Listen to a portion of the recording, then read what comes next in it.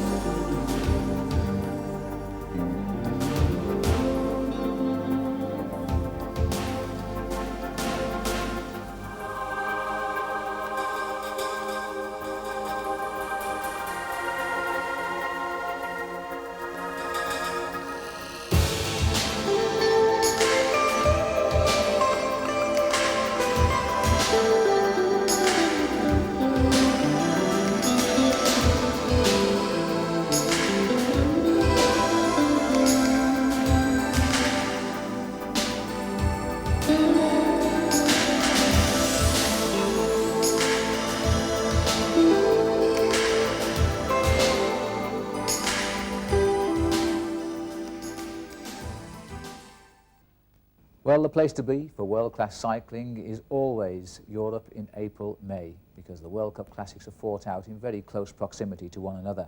The queen of them all is, of course, Paris-Roubaix. We still say Paris-Roubaix because that's where the race first started in the late 1800s, but nowadays it starts in the town of Compiègne, some 50 miles to the north of the capital of France. It invariably provides a great battle as it twists and turns around northern France, searching out those cobblestones that we always call the hell of the north. Canyon hasn't done any of the work, and yet despite that, the four riders covered the first 2 hours of riding. They covered 58 miles, and if they keep that sort of schedule up, then they're going to get down to Roubaix in record time. Here's the main field, 2 minutes 25 seconds back, and the pressure now going on, because the riders always feel when they get to this part of the race, although there's still 68 miles to go, once they get to the Forest of Arenberg, decisions have to be made. That is Van Poppel in the lead, and Duclos-Lassalle, Gilbert Duclos-Lassalle is trying to go across the gap to him. This is Eddie Senior. He was in the chase group that was trying to make contact, and joining two at the back there is Taffy, and number 28 going through. Well, that is the in fact Ludwig Williams. So Williams has come up to this group. He wasn't in the initial chase. So that is the MG Maleficio team rider, Williams, as we go out to the end now of the Forest of Arenberg. The crowd here at its thickest, the simple reason being, once they've seen Paris-Roubaix go through the end of the forest, their cars park nearby, they're onto the nearby autoroute, and they'll be able to rejoin the race further along, and they'll get there a lot quicker than the riders, because if you look at the map for Paris-Roubaix these days, starting at Compiègne, about 50 miles north of Paris, and in fact then goes on a very circuitous route, making its way up to Roubaix. It certainly doesn't go in a straight line. Taylor peloton passing through the forest. Two riders now having to hang on at the rear. There's still a very big field here. Sean Kelly has already experienced problems, by the way. He's had one puncture and he's come back up to the field. So too is another winner from Paris-Roubaix, Eric van der Aarde. He's back up to the bunch, but they've both been involved in chases. Looking down the line here, Greg LeMond is very close to the front of this peloton, and so too I can see also there the sunglasses on the eyes of Ludwig, Olaf Ludwig, Olympic champion, and of course this is Olympic year in Barcelona. Ludwig now a professional rider, and won't be defending the title he won in Seoul 4 years ago. But you know, the gap is coming down. It's now 31 seconds, and Leger is telling Duclos-Lassalle, and I'm sure that's not the news he wants to hear, because he knows the strength of Ludwig, he knows the pure speed and class of that rider, and the way Ludwig is pulling back Duclos-Lassalle right now, you know, they could come together at the entry to the velodrome and they could go onto the track together. It's as close as that. And the crowds now are shouting for Duclos-Lassalle because they know, thanks to television and radio, which is live throughout the afternoon, they know exactly what this man has done to get him here in the lead in Paris-Roubaix. He's not somebody coming out of the far distance and they say, oh, look, it's a Frenchman. They know exactly what he's done to get here, and they appreciate the effort.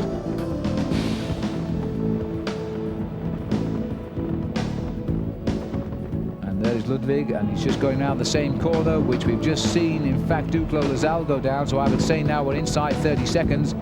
And Ludwig is coming back. Olaf Ludwig, and there's a car up the road there, but I don't think it's behind Duclos Lasalle. He's a bit further than that. But he's going to see, there's the helicopter you see above our picture there. Well, that is where Duclos Lasalle is. The other helicopter now flying over Olaf Ludwig, and the main field behind, I think it's safe to say, are out of it. Le Monde has done his job well there. There's just one rider escaped the pack, Olaf Ludwig, and he's got a real chance now of pulling back Duclos Lasalle.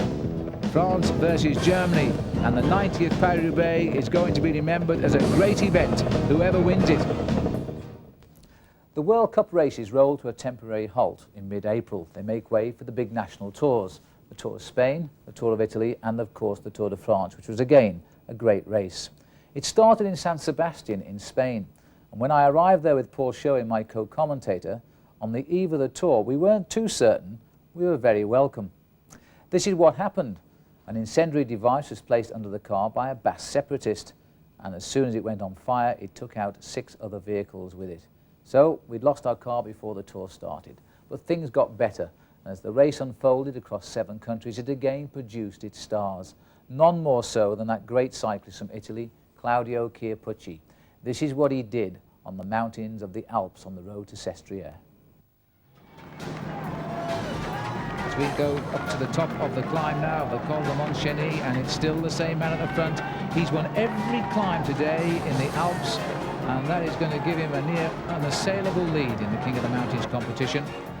As they come up towards the top of the climb, we've got Bugno and Indurain now chasing them down. So the big names, it's been a struggle, but they've forced their way to the front here. 3 minutes and 33 seconds down on Claudio Chiappucci. That's a long way. Chiappucci is still the leader on the road because this is a lot further back now to the climb there of Lino. He's had a bad climb on Montcheny. And Andy Hampson's had a much better climb. He's come right up to the 4 here, goes over in 4th place. With him is Franco Bona. They are just over 4 minutes down on Claudio Chiappucci. And so they're chasing now down the other side of the climb of the Montcheny. And if you look up the road, down there below us, and it is the world champion in the slipstream of Miguel Indurain. And the Maillot Jaune, by the way, Lino, is 5.5 minutes down on Chiappucci, and that will keep him out of the yellow jersey. Chiappucci could be in yellow tonight. The man he's got to worry about, and indeed the man who's worried about him, is Miguel Indurain. He is now trying to chase down Claudio Chiappucci, and that is going to be some chase. They've been joined there. So it looks as though Bugno, Indurain, Hampson and Bona have got themselves together. Oh dear me, look at the face now of Claudio Chiappucci, because he's on the last climb. This is the climb up to Sestriere itself. Surely he's not going to crack now. This has been an escape of magnitude. Some 190 kilometres in the lead so far for Claudio Chiappucci. And this will go in the history books as one of the escapes of any Tour de France in modern times. Indurain knows it too. And this is the first time we've seen Indurain come out in this race and have to take on the racing himself and not rely on his team to close this race down. The only time that Indurain has really put his own effort into this race has been in the first time trial at Luxembourg. He built himself such a comfortable lead there. He hasn't really had a chance or wanted to do anything so far, but now he knows if he's going to save this Tour de France, he's got to stop Chiappucci, and he's got to stop him today.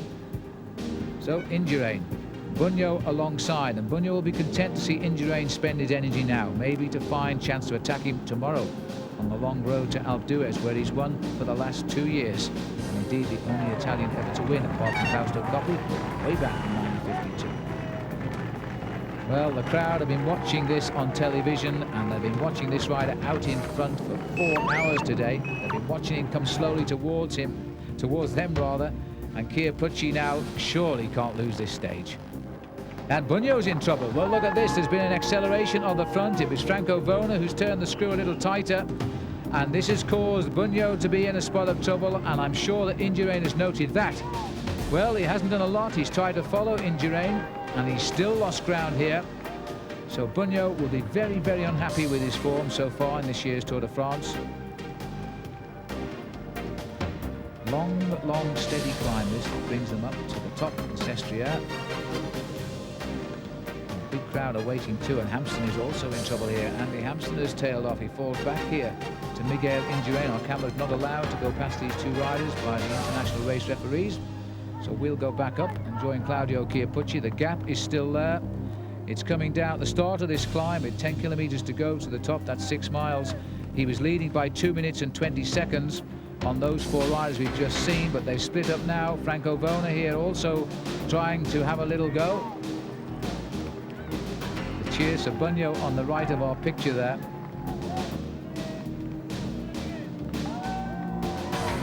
Indurain trying to make his attempt here now to open up the gap. He's got to close this gap down. It's man on man now. Indurain isn't worried about his finish position today. He's more worried about the actual time gains of Claudio Chiappucci, who could be heading for the Maillot Jaune right now because Pascal Lino is in terrible trouble and losing a lot of time today. The yellow jersey could be the return now after this marvellous ride by Claudio Chiappucci. Will go down as one of the finest escapes I've ever seen in any of 20 Tours de France, and the Italians know it too. They're trying to coax, pull and drag their man home in Italy. The Tour de France very rarely makes an incursion into Italy, and surely now they're not going to allow Claudio Chiappucci to lose not just the stage win, but the manner in which he has won this race. He's not been afraid of anybody in this year's Tour.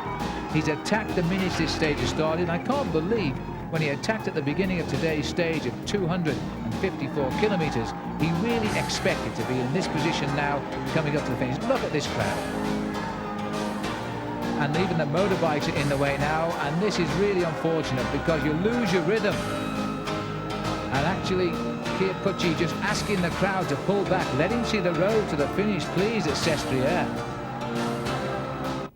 Now, that's 1992, but let's have a look back at some of my favourite moments now of the Tours de France and indeed the single-day classics of years gone by. All of these tapes are still available, and the ones for the shelf, believe me. Let's have a look first of all at 1986, the great battle between Bernard Hinault, the 5 times winner at this point of the Tour de France, and the man trying to win it for the first time, Greg LeMond of the United States. This is on the climb of Alpe d'Huez, and the 2 top men are one-on-one. And LeMond, spending his first day in yellow, still did not know if he could trust his own teammate Bernard Hinault. And he was right. Hinault launched an attack immediately. LeMond was being forced on the defensive already. He was right to have sleepless nights, and he was possibly right to criticise Hinault. But then without Hinault, this Tour de France really would not have been great. With the yellow jersey of Greg LeMond right on his back wheel. And there's the kite flying in the sky today. It heralds the end of the Alps as well. And fittingly enough, the 2 best riders to pass through the Alps and the Pyrenees.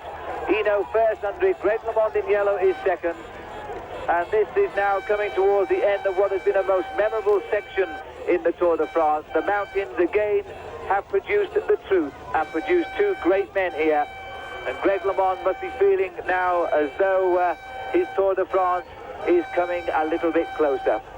It's amazing as well to see them, after all the rivalry that's been written about them in the press in the last few days, after Hinault's not going to help LeMond, LeMond's not going to help Hinault, to see them reunited in this day, well, it's been a fantastic day really for these 2 riders to go away and just stamp their authority all over this Tour de France.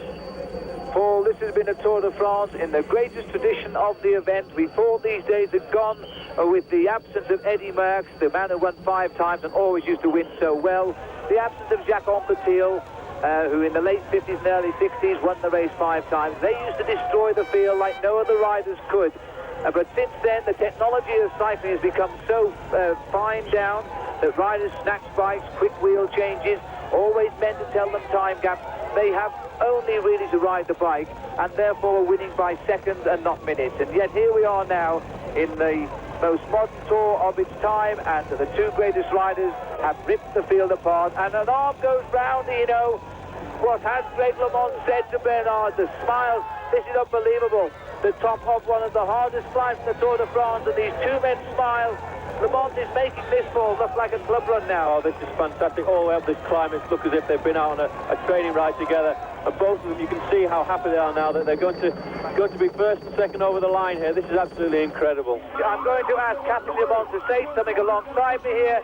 She can tell us what it's like now to see Bernard Hinault and Greg come up the mountain. Cathy? It's fabulous. I'm glad to see they're such good friends still. You can tell. What do you think Greg said to Bernard then? You win. Well, let's wait and see if what Cathy Le Mans says. Has he told Bernard? Pass like this. Watch. I knew it. I knew it. All right. All right, there we are. The first time I've ever seen it. Two men coming up the Tour de France and now do it together. All right. The cheers are enormous. And you can hear... Well, of course, after that great victory by Greg LeMond back in 1986, we all know what happened after that. And Greg LeMond wasn't to appear in the Tour de France again until 1989.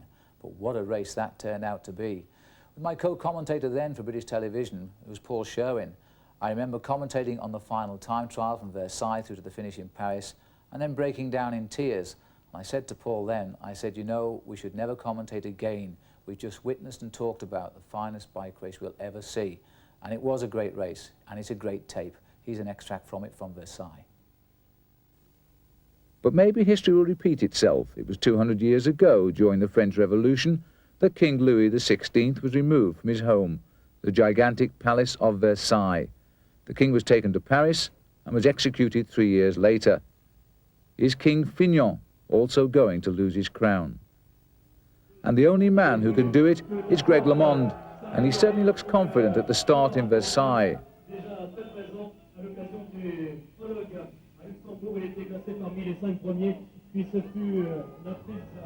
If anything, Finian seems overconfident. The ponytail Parisien can't even consider losing 50 seconds in 15 miles.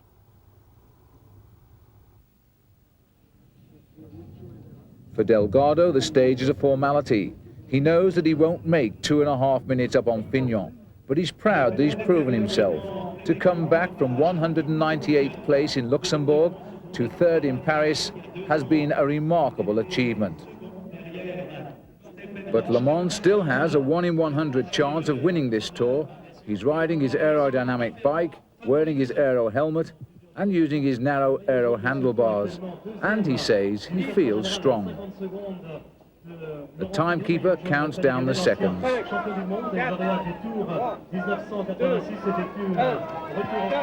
LeMond is away on this ultimate trip.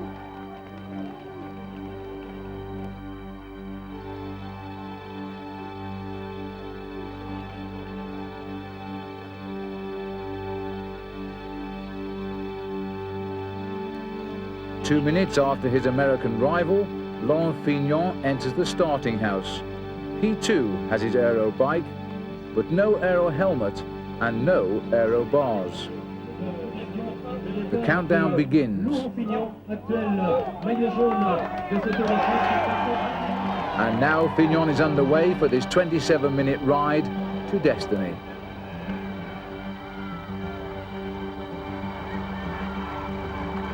LeMond is a pure picture of power, approaching 40 miles an hour on this opening stretch.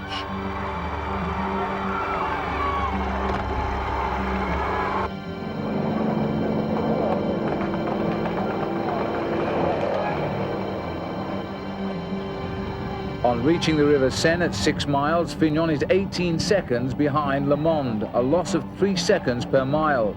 At this rate, he'll lose the stage by 45 seconds, but win the Tour by 5.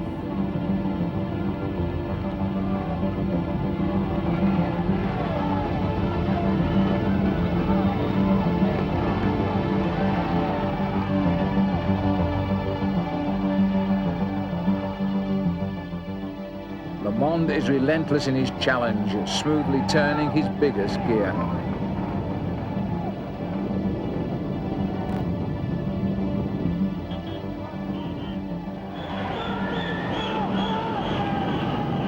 But Fignon, in contrast, is more erratic. He stands on his pedals in search of extra power, but he only breaks his rhythm. He's down 37 seconds, only 13 seconds left in hand, 4.7 miles to ride. Cathy Le Mans can't believe that the impossible is coming true. But there's her husband Greg. He's thundering down the Champs-Élysées, about to catch Delgado for 2 minutes.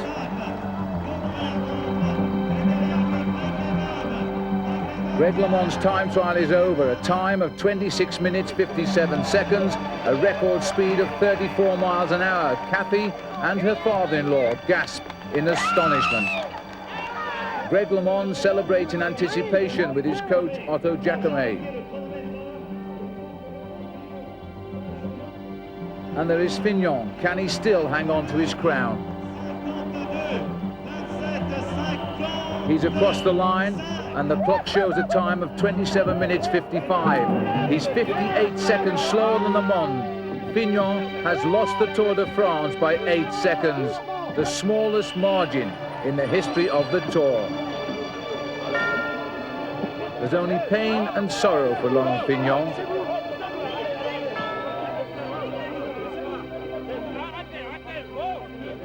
And tears and joy for Greg LeMond.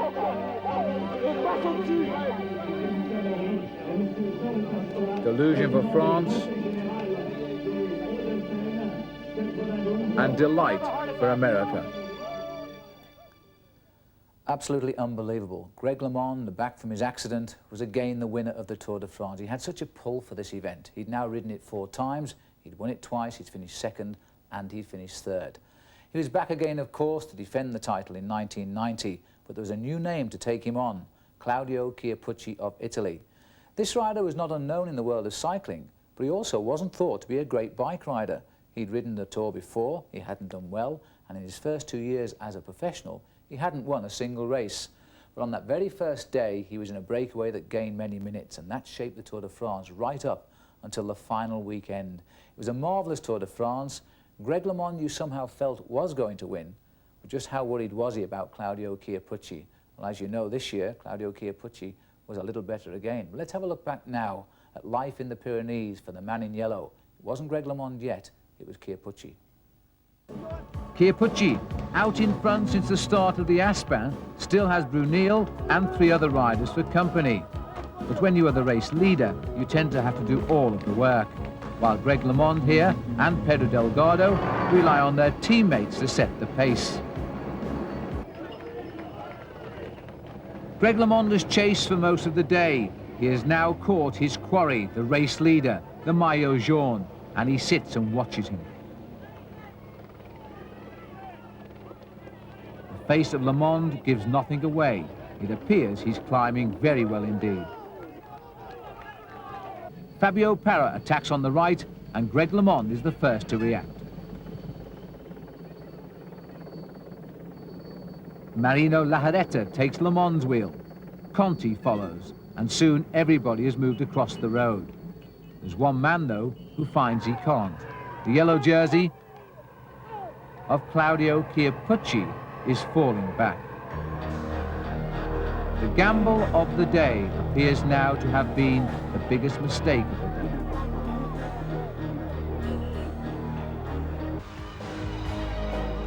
The crowd narrow the road down to just the width of a car, and Greg LeMond picks his way through and never once turns round to ask Indurain for help.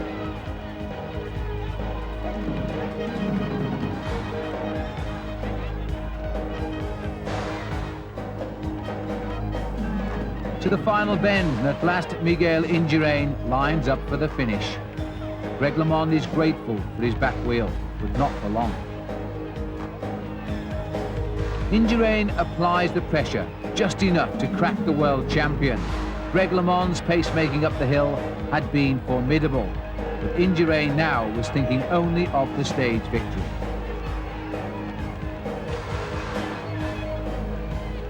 It reminded one a little bit of the battle between Greg LeMond and Laurent Fignon a year ago on top of the Col de Peyresourde and Super Bagnères. Then, of course, it was Fignon going clear. This time, it was Indurain. Round the final bend, the finish banner was in sight, and after 7 hours of riding at an incredible average speed of 39 kilometers an hour, the Spaniard Miguel Indurain wins this classic stage.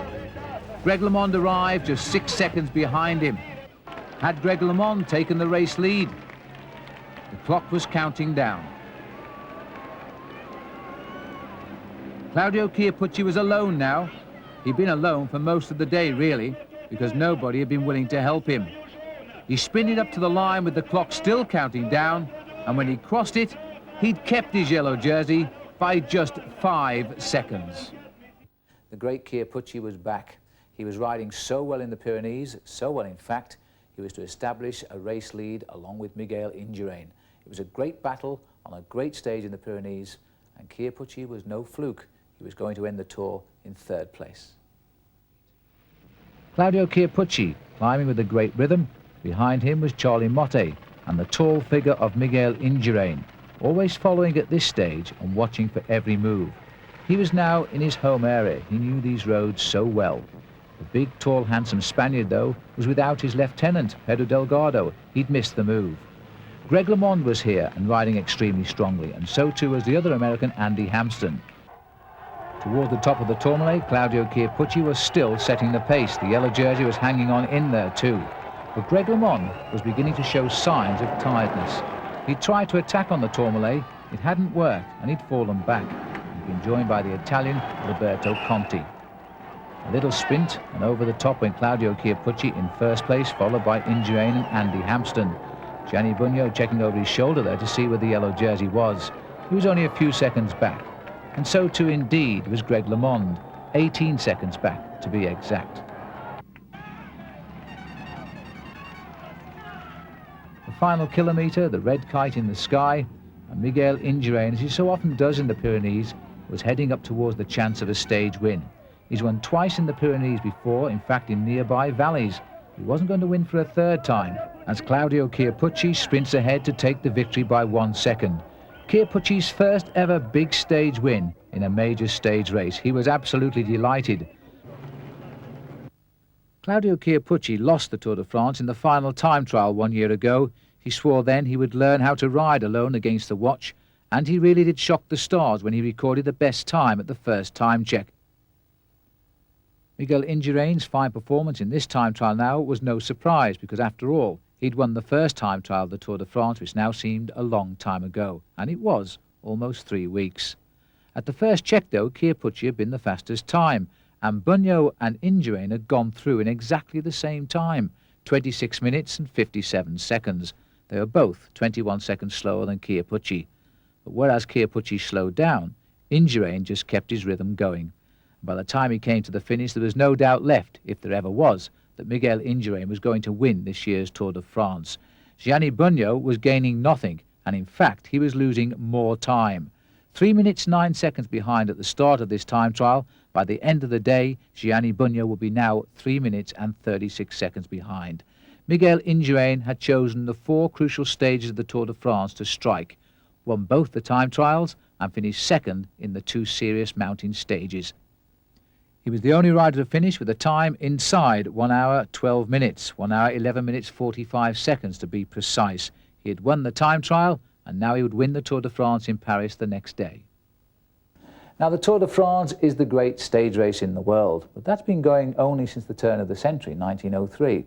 Before that, there were the place-to-place races, the classics, and the classics still exist. They're known as the monuments of the sport, and above all, there are 2 races which are the very, very big ones. The Paris-Roubaix of 1990, I think, will go down as one of the finest races in the history of the event. And the event that races over cobblestones has got plenty of history behind it too. Well, it was a battle between Eddie Planckaert and Steve Bauer. And when they both arrived on the track, you know, if I'd have been the referee, I'd have given a dead heat.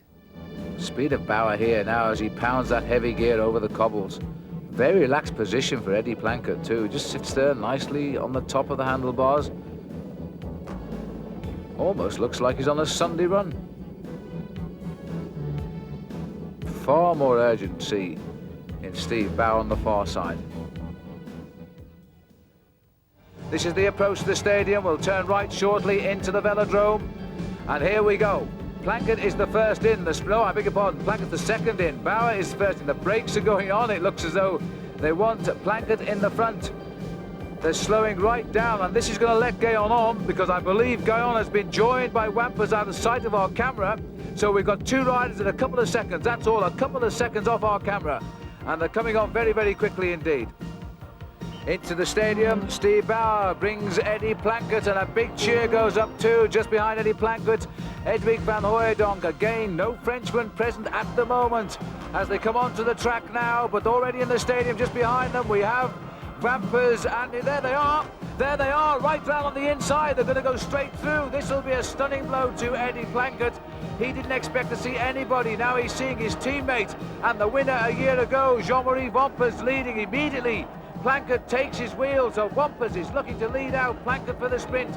The bell and 1 lap to go. 5 riders fighting out now. The finish of Paris-Roubaix. Wampers looks content, even as last year's winner here, to help Eddie Plankett take the sprint. Bauer is in the back of the group, but Van Hooijdonk goes for a long one.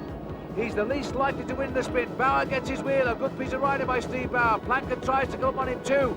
But look at this ride now by Van Hooijdonk, goes high, opens the door to Steve Bauer. Bauer comes on the inside, and it looks as though Steve Bauer's going to get that first classic victory on the line. They are almost together, and you know Eddie Plankett was right on him on the line. We'll have to look at that again, but there was nothing in it at all.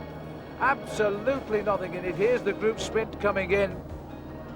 I know what my decision would be, a dead heat, and I think it would be the fairest result, but I'm sure they'll come up with the answer. Let's have one more look at it from this direction. Steve Bauer on the right at this stage was in the clear lead. I don't know where Eddie Plankett found it from. His eyes were shut though, as he just lunged his bike at the line. Watch the white line. Oh, it's possible that Plankett has shaded it.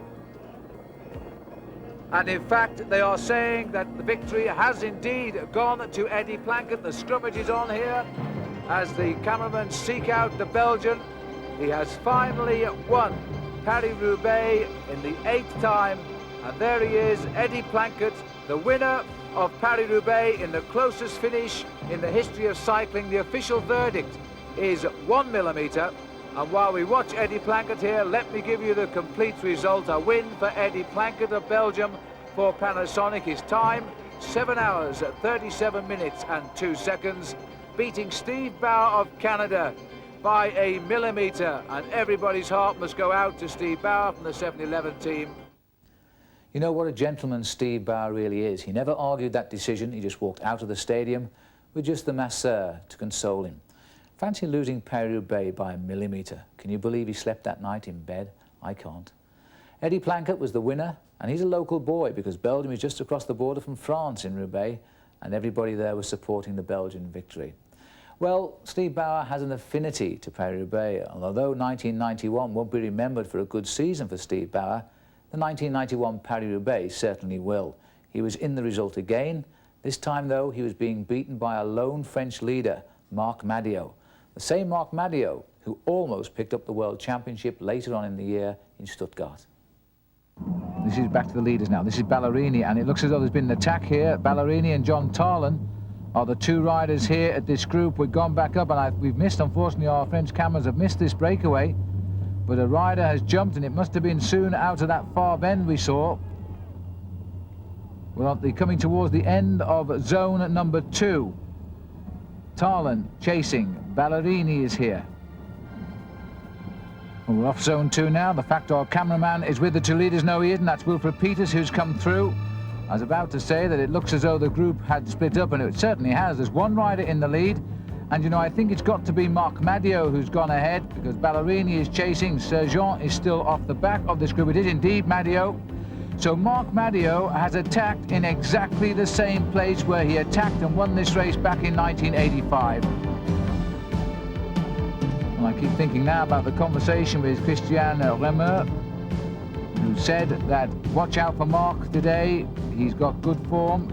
He gave us some indication in last week's Tour of Flanders, in fact. He was in the lead group there, working hard in the break. Well, this is his 10th Paris-Roubaix, Madiot. He's still around 10 kilometres to go to the finish. It's quite possible now, because the whole field is spread-eagled over the road behind him. And now comes the moment of the jersey straightening, possibly the two-arm salute. Marc Madiot is back in the big time. and a great ride. And here's the chase, and this group has got rather big all of a sudden. This is Jean-Claude Collotti leading them out. He's come from nowhere. Ballerini is up there as well. Wilfred Peters and Steve Bauer has latched onto this. 5 men down. Bauer must have caught this group in the last kilometre. We never knew that Bauer was chasing. He was on one of our pictures, and Bauer has got up for this group. Well, a second place for Steve Bauer wouldn't be a bad defence, would it? Jean-Claude Collotti, the French sprinter, leading them out. Ballerini in second place at the moment. It looks as though we've got Wilfred Peters there in third place. Steve Bauer going high on the banking. Bauer going high. Carlo Bowman's taking him on. Bauer on the shoulder now of Ballerini as Jean-Claude Collotti. Bauer has gone into the slipstream of Ballerini. So Collotti now coming round towards the finish. Another Frenchman in the fight yet again. Bauer poised to jump. Bauer goes now. A couple of lap riders on the inside who are a lap behind them. As they come onto the line now, Jean-Claude Collotti. Bauer's on the left, Bowman's on the right, and Collotti takes it. That is a French 1-2, and that's not been done since the Pélissier brothers did that back in 1921. And this is the winner, Marc Madiot of France, Jean-Claude Collotti in second place. And third is the Belgian rider on the far right of our picture, Carlo Bowmans, and Steve Bauer. What a superb ride by Steve, contacting this group almost in the velodrome and getting the legs to get up for fourth place for the Motorola team. So those are 2 years of Paris-Roubaix, both different races and both equally exciting in their own way. Further down in Belgium, you know, down in the Ardennes, it's the most beautiful part of the world to be, and it's there where they run Liège-Bastogne-Liège, and this is the oldest classic still running, and it's always a great race. It's one everybody wants to win. It's for a very different type of rider. It's for a rider who enjoys the hills, and they come thick and fast. And this year, one rider wanted to win it above all, Claude Quequelin. He was wearing the colours of the champion of Belgium, but the great cyclist was about to retire from the sport. And being Belgian and coming from the area, because he's a Walloon-speaking Belgian, that means he speaks French rather than Flemish, Claude Quequelin was really out for victory. But he found men on form he may have not have expected. Men like the Italian Moreno Argentin and the new leader of the World Cup, Rolf Sørensen. And this is Argentin and Quequelin now. It's interesting to see that Argentin himself is setting the pace in pursuit of his own teammate.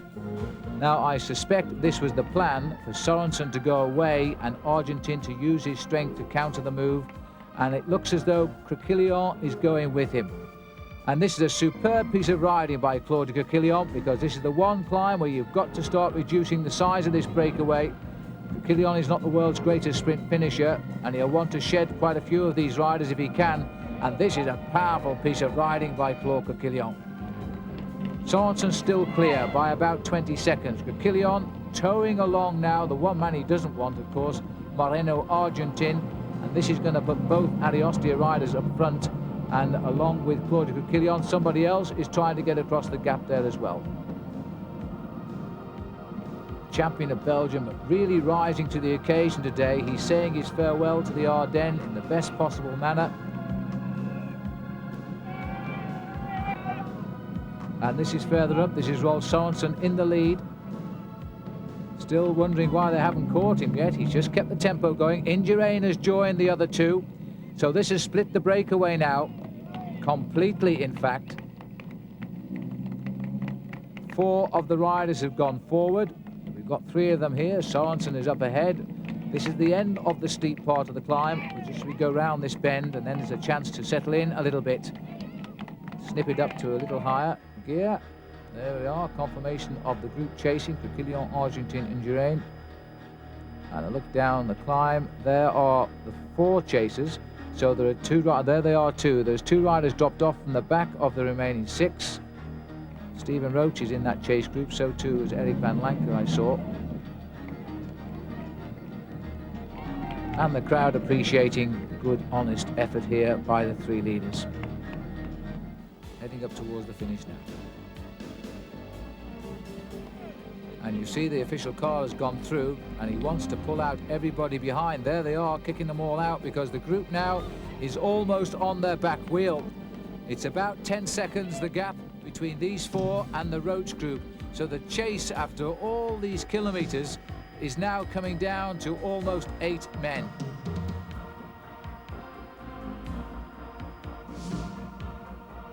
Last little climb in Liège-Bastogne-Liège. Van Lancker was alone when he came up that climb 1 year ago. Now he's in the group behind, because once they flick onto the road here, they'll see the finishing line. Sorensen in the lead, and it's Sorensen who's going to lead out now. Crick is going in the centre, and Argentin to our left is now giving everything he's got here. Indurain is out of it, but it looks like Argentin is going to take on Claudio Coquillon. This is an inspired sprint by Coquillon, but it's not good enough.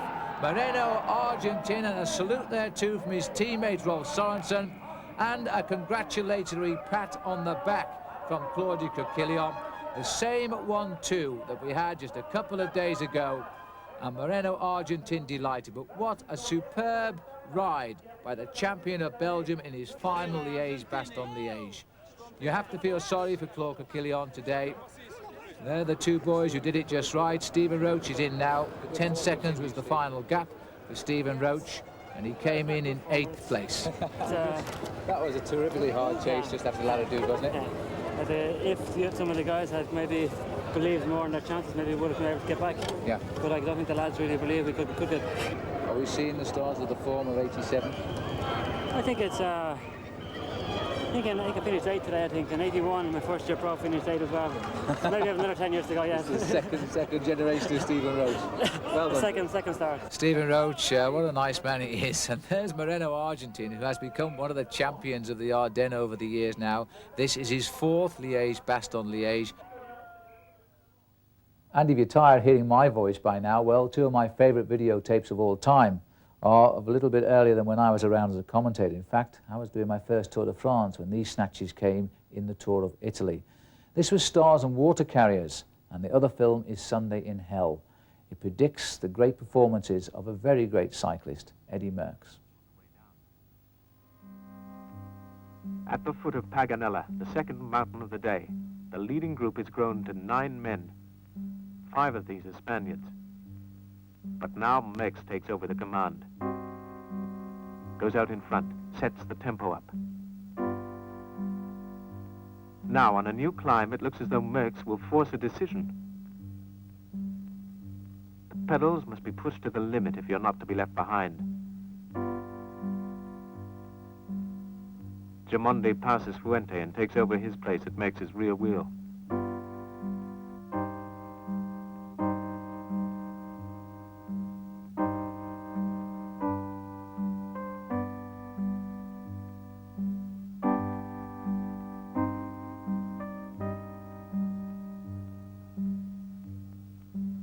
Battaglin, Lascano, Fuente, Zilioli, Goldos, Adja,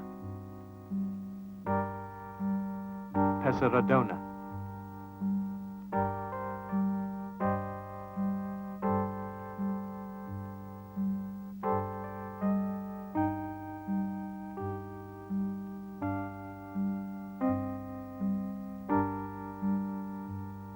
Merckx churns on and on. That's his way of dealing with the climbs.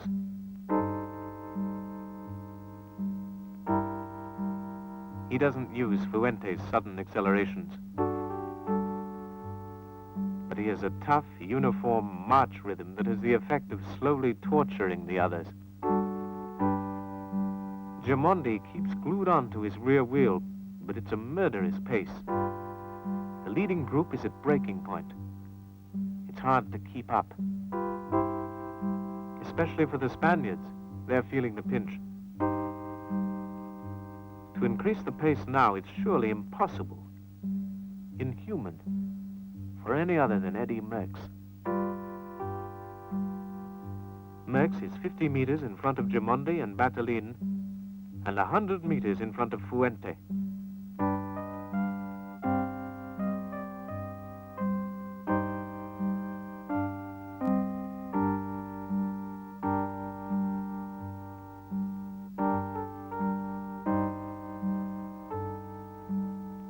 Battaglin tries to take Gimondi by surprise.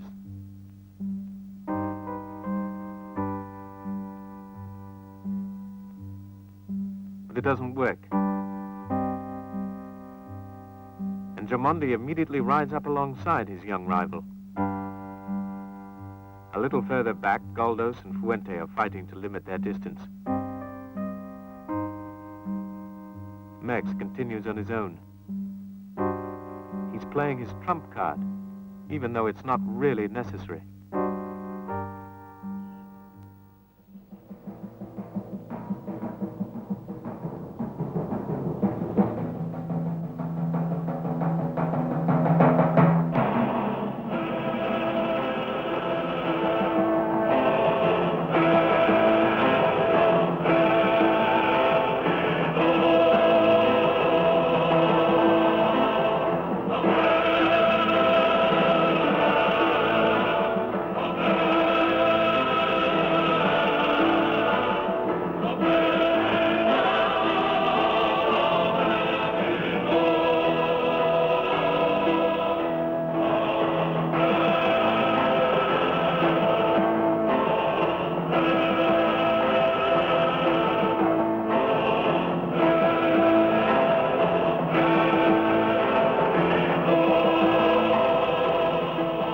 The two Brooklyn attackers still have a slight advantage.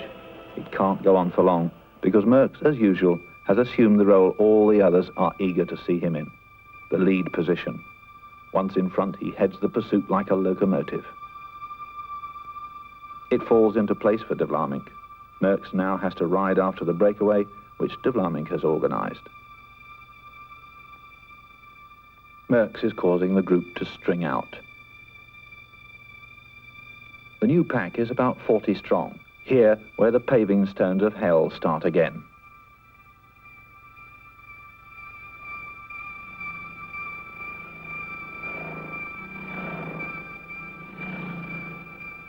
Barely 2 hours of the race remain, and a more comprehensive sorting out is imminent. Soon the long column will be thinner.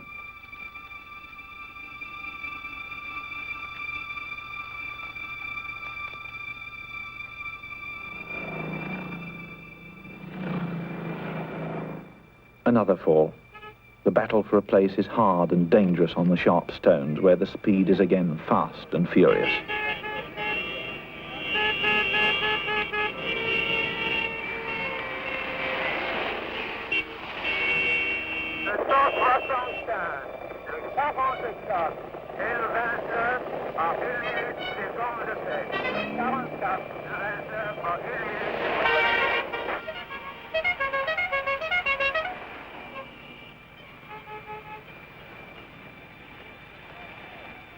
And Poulidor is furious.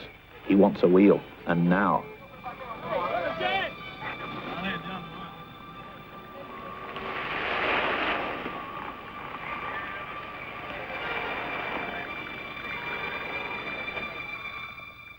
There's some very fast riding now. It's difficult just to keep position, to keep your rear wheel. Martens, De Meyer, Dirks, Godefroot, De Vlaeminck and Merckx, leading.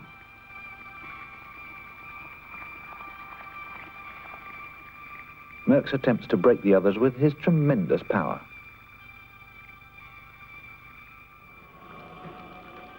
Walter Godefroot has taken the lead, and now it's his turn to force the pace so that it hurts. Godefroot, the former winner of Paris-Roubaix, seems in good form and is riding very well. With his smooth, powerful technique, he's a real expert in this terrain, and is not nicknamed the Bulldog of Flanders for nothing.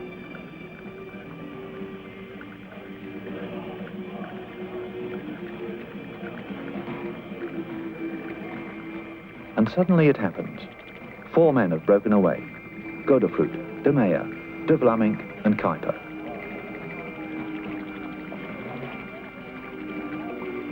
De Vlaeminck looks back and proceeds to increase the speed even more. Notice De Meyer tucked into De Vlaeminck's slipstream. He's riding for himself now. The crash by his captain Martens has released him from all obligations.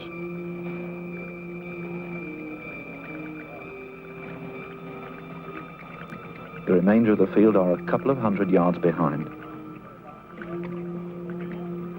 2 men have separated themselves and are midway between it and the breakaways. They're the 2 Frenchmen, Poulidor and Donguillaume, desperately trying to include themselves in this undoubtedly decisive escape.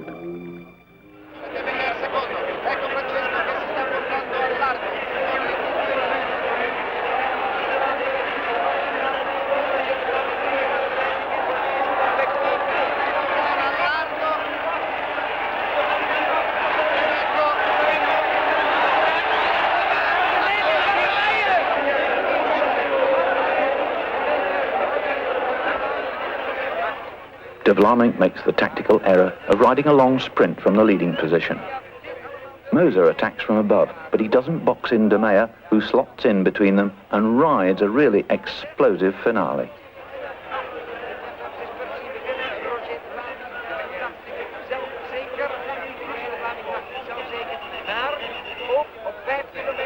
First, Mark De Meyer. Second, Moser. Third, De Vlaeminck. Eddy Merckx, inscrutable as ever.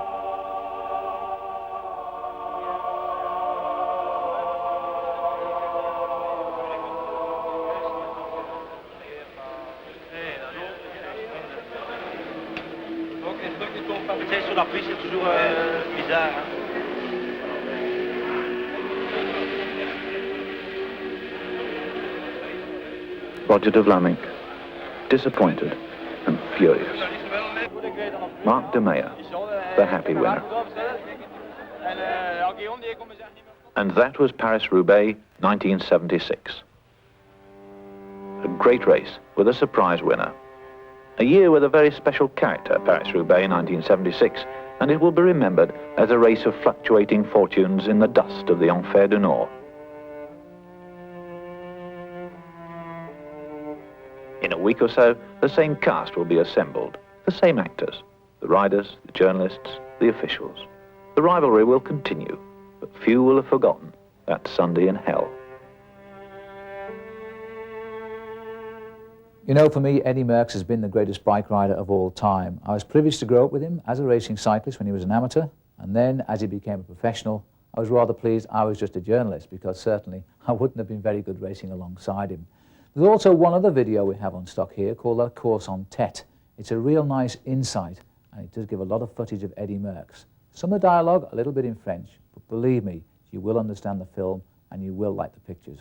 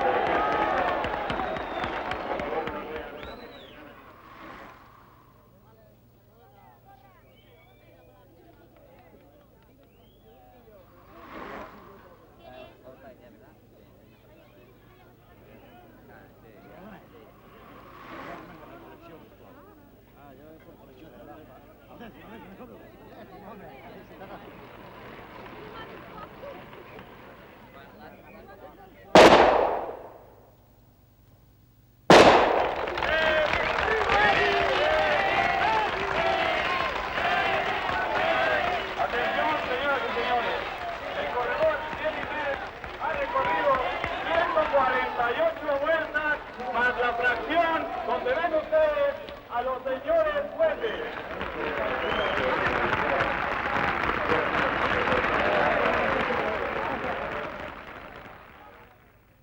Until the next time when we meet, remember this: keep cycling and don't give up. The very best to you. Goodbye.